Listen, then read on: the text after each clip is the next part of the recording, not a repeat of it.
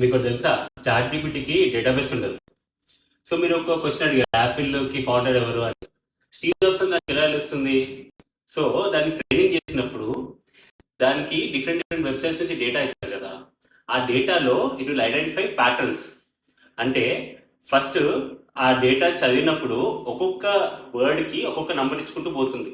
అంటే యాపిల్కి 1, దాని నెక్స్ట్ వర్డ్కి 2, దాని తర్వాత వర్డ్కి 3, అట్లా లైన్గా నంబర్స్ ఇచ్చుకుంటూ పోతుంది. మీరు యాపిల్ ఫౌండర్ ఎవరు అన్నప్పుడు యాపిల్ అనే వర్డ్కి ఫౌండర్ అనే వర్డ్కి ఉన్న నంబర్స్కి దగ్గరగా ఉన్న నంబర్స్లలోంచి వర్డ్స్ పిక్ చేసుకుంటుంది.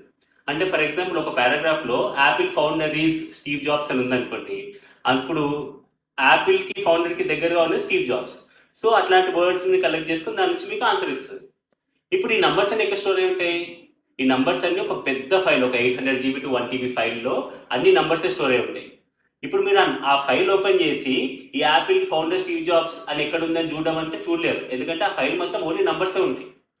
సో అలా మీరు ఏం క్వశ్చన్స్ అడిగినా ఆ క్వశ్చన్స్ మళ్ళీ నంబర్స్లో కన్వర్ట్ చేసి ఆ నంబర్స్కి దగ్గరగా ఉన్న నంబర్స్ ఐడెంటిఫై చేసి దానికి ఉన్న వర్డ్స్ని తీసుకొని మీకు ఆన్సర్ ఇస్తుంది.